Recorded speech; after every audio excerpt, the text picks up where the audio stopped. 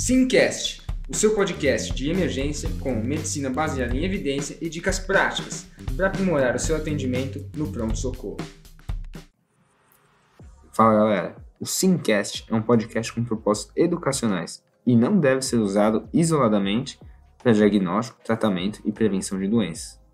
Além disso, não deve ser interpretado como um guideline, mas sim como opinião de nossos especialistas. Fala galera, beleza? Aqui quem tá falando é o Dudu da Sim e hoje eu vou falar de um tema que é vertigem. Se você não segue a gente aqui no podcast, segue a gente lá no YouTube, Emergência Sim, e segue nosso Instagram, @emergência.sim. Então vamos começar a falar de vertigem de uma forma simplificada, tá? O paciente que vem com vertigem, ele não vai falar que tá com vertigem. A primeira coisa que ele vai falar é que ele tá com tonteira. Muitas aulas que vocês vão ver por aí vão falar assim: explora esse sintoma de tontura, tenta descobrir o que é.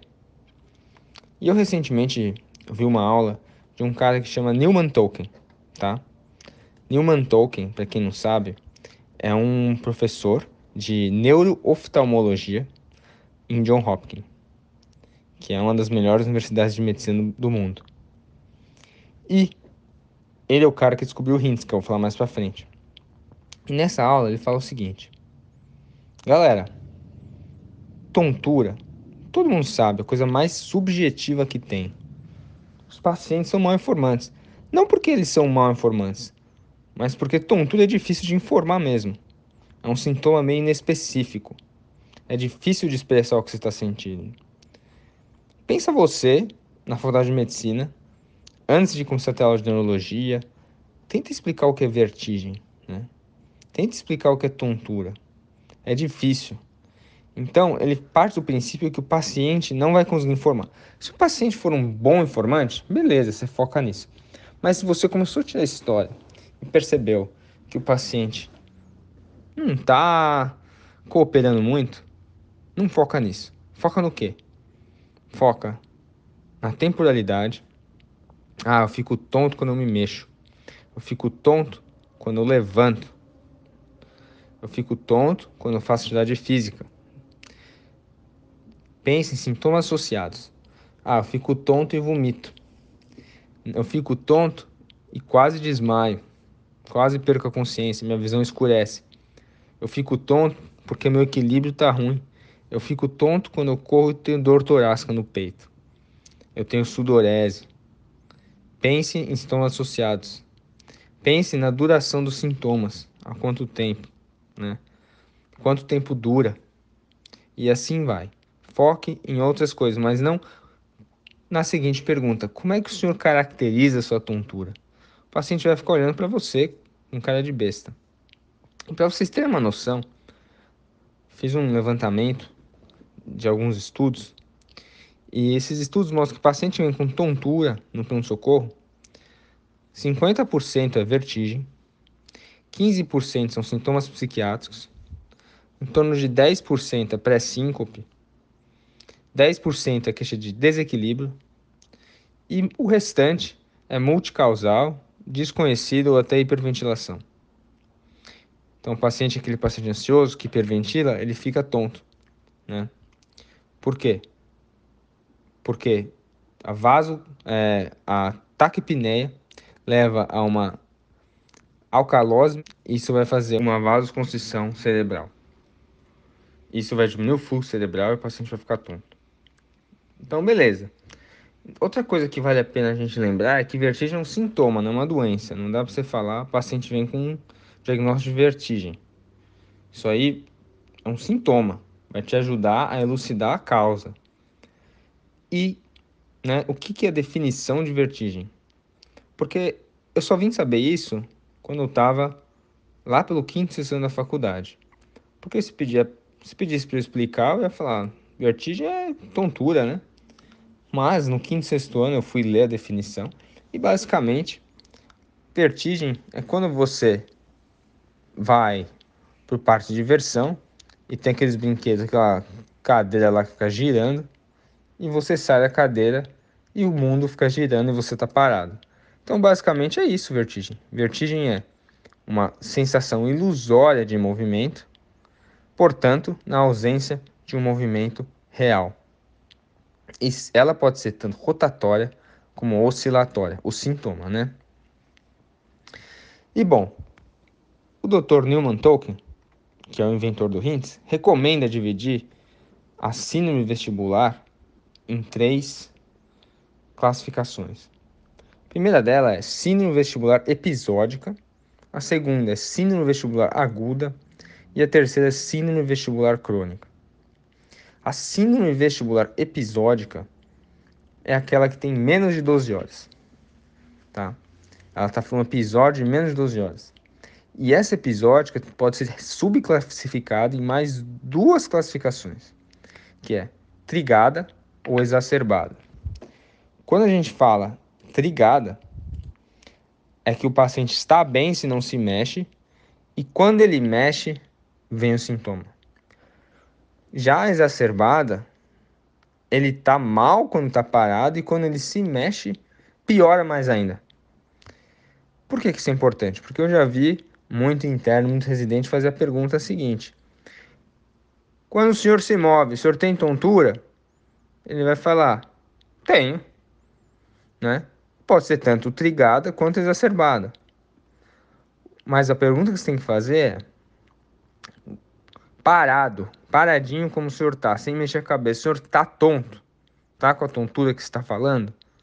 Se ele falar não, você vai pensar em trigada ou gatilhada.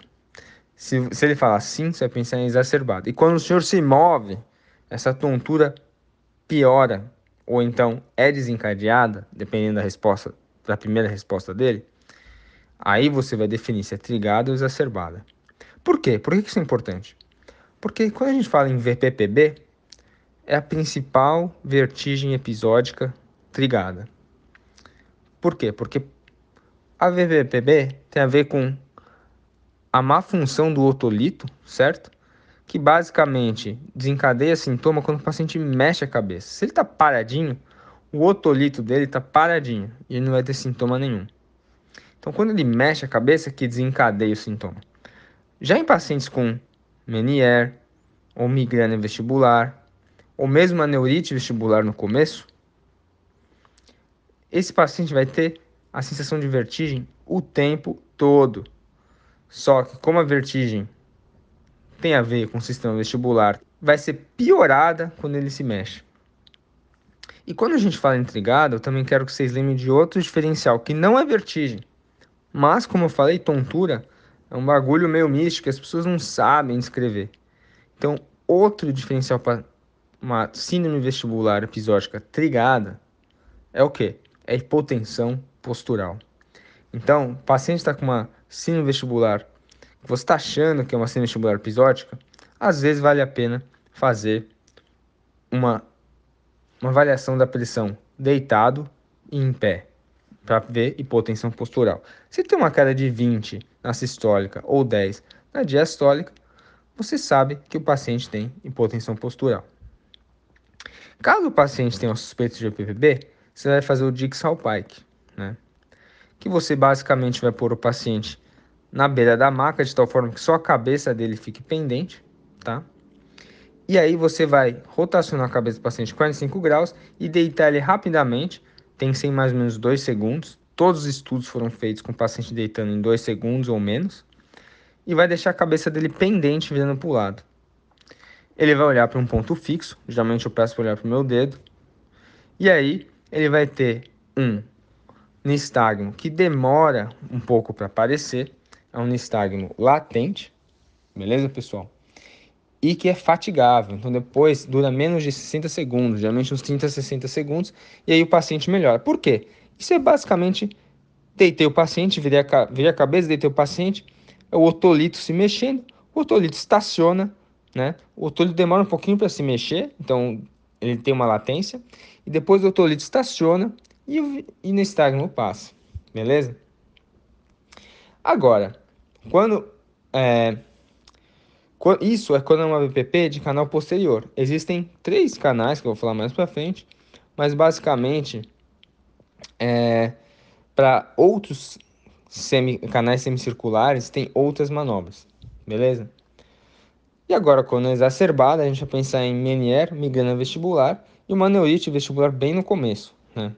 Então, lembrar que Meniere está associado a hipoacusia, a tinnitus, que é basicamente um zumbido ali no fundo do ouvido. Está associado a quando parece que o ouvido está cheio de líquido, né? E a migrânia vestibular está associada à cefaleia, geralmente enxaqueca. E associada a essa enxaqueca vem o sintoma de vertigem. Quando a gente fala em aguda, que é a síndrome vestibular aguda, que eu falei da episódica, agora eu vou falar da aguda, é quando é mais de 12 horas de duração, né? Então a neurite vestibular é um grande diferencial aí, porque ela pode ser episódica, porque está bem no começo, então levou menos de 12 horas, mas pode ser aguda também, porque a neurite vestibular dura alguns dias, né? E aí é um sintoma contínuo ali, é um sintoma contínuo que também é exacerbado, ele piora com os movimentos e é bem sintomático. Outros diferenciais para aguda incluem labirintite. Ah, mas achei que labirintite era uma coisa que só minha mãe falava. Não, labirintite existe, mas labirintite é uma neurite vestibular aguda, tá? Com perda de audição. Então isso é labirintite, tá? Geralmente uma infecção viral com inflamação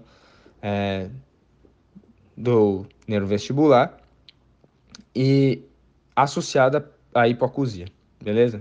E outro grande diferencial é o AVC. E quando a gente fala crônica, de semanas a meses, né?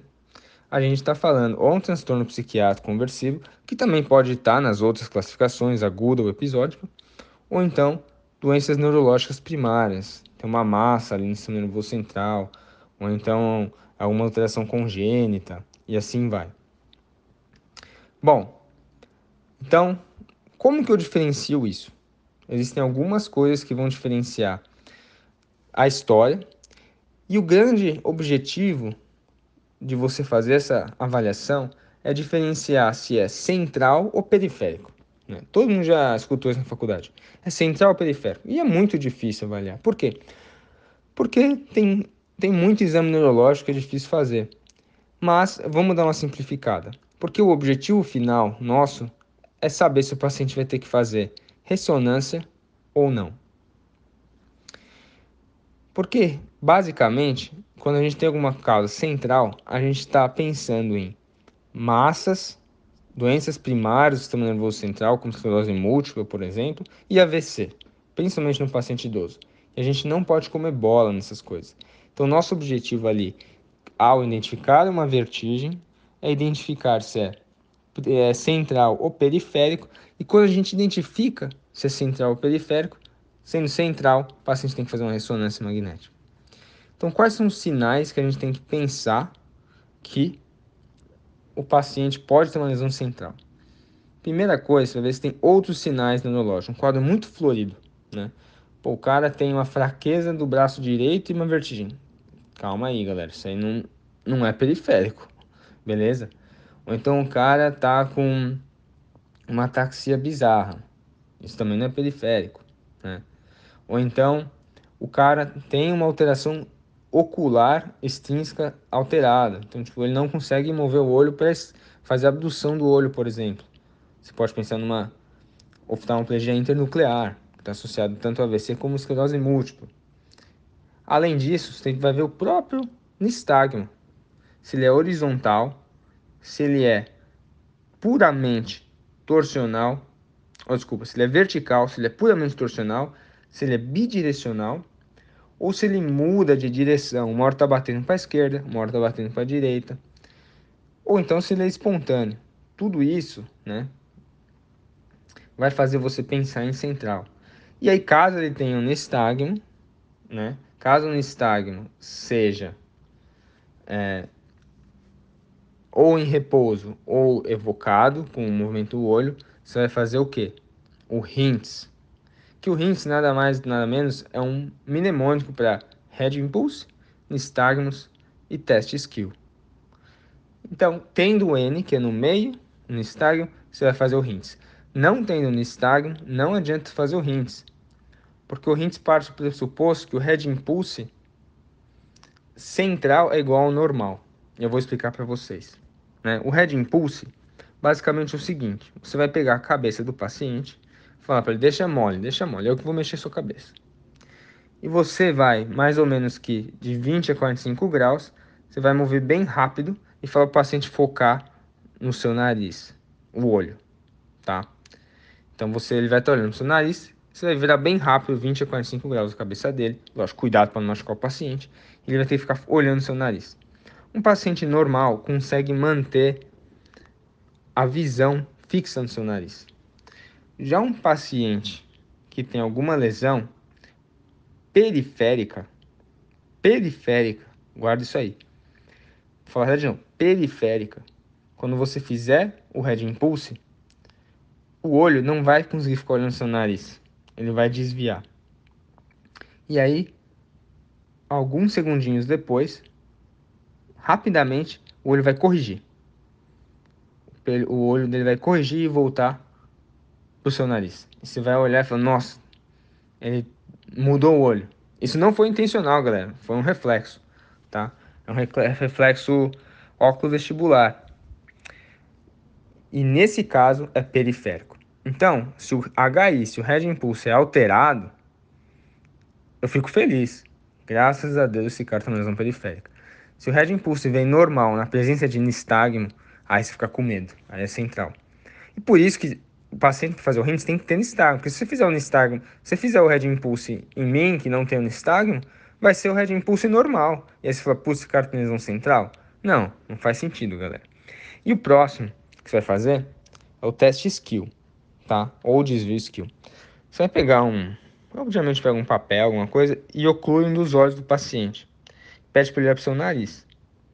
Na hora que você desoclui o olho que estava ocluído estava torto na lesão central. E ele se ajusta e olha para o seu nariz. Você vê ele assim se ajustando, tá?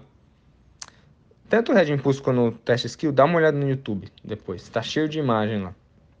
E você vai fazendo isso, você vai ver que o olho dele vai se ajustando.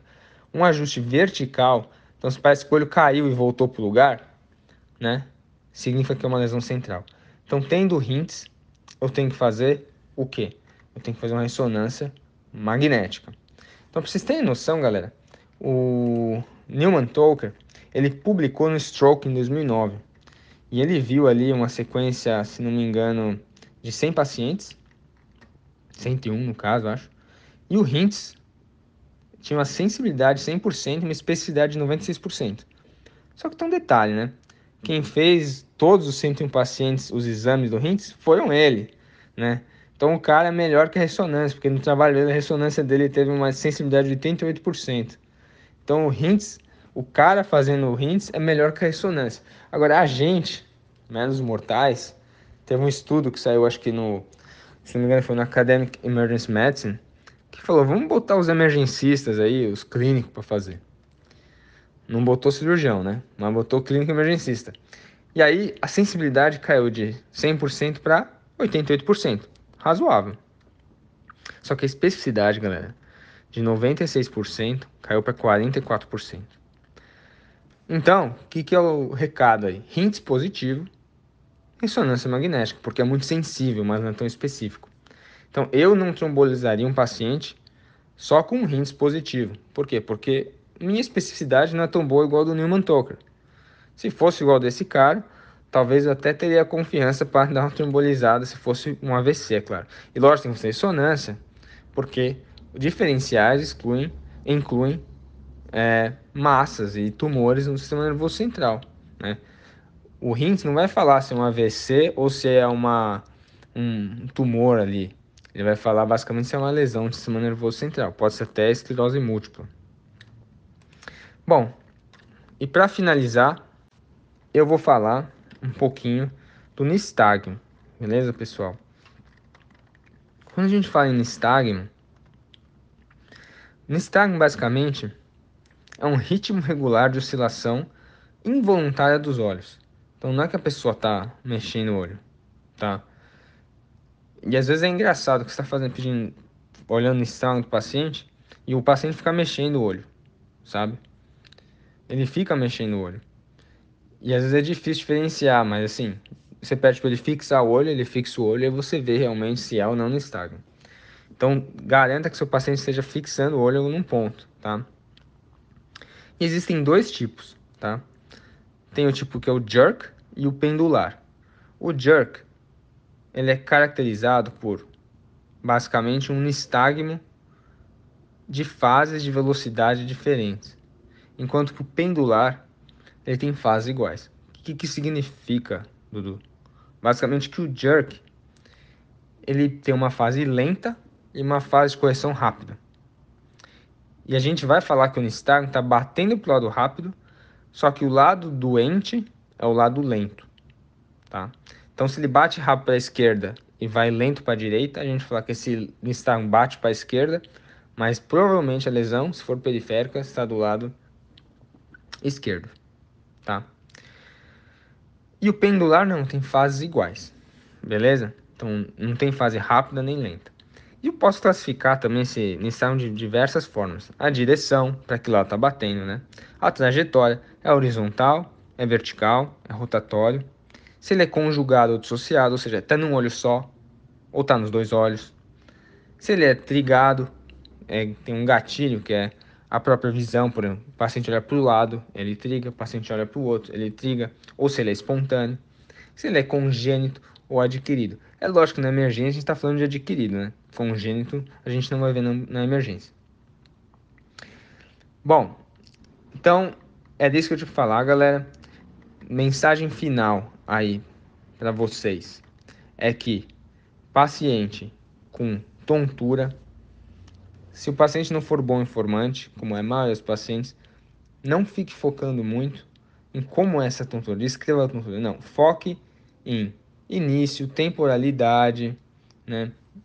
Sintomas associados, se é trigado, se é exacerbado, o que causa essa tontura, se é esforço, se é levantar, se é só mexer a cabeça, e assim vai. Não fica tentando caracterizar a tontura se o paciente não conseguir informar para você. Outra coisa, depois que eu fiz o diagnóstico de vertigem, eu vou dividir em síndrome vestibular episódica, síndrome vestibular aguda e síndrome vestibular crônica, beleza? Lembrar que aguda, ou melhor, episódica, pode ser trigada ou exacerbada. Trigada geralmente é VPPB, diferencial é hipotensão postural, e exacerbada pode ser Meniere, migrânia vestibular ou nerite vestibular no começo. Aguda, que é maior que 12 horas, geralmente ou é AVC, ou neurite vestibular, ou labirintite, que nada mais é que uma neurite vestibular com hipoacusia. E crônica é semanas a meses. Eu tenho que pensar em transtornos conversivos, que pode ser qualquer uma delas também, e doenças neurológicas primárias. Depois que eu fiz isso, eu vou ter que fazer o nistagmo. Vou ver se o paciente tem nistagmo. Vendo se ele tem nistagmo ou não, tendo nistagmo, vou fazer o RINTS, né? Lógico, vou fazer o resto do exame neurológico, né? Mas tendo o RINTS positivo, né? Eu vou mandar esse paciente para ressonância magnética. Beleza, pessoal? É isso que eu tinha para falar. Espero que tenha gostado. Até a próxima.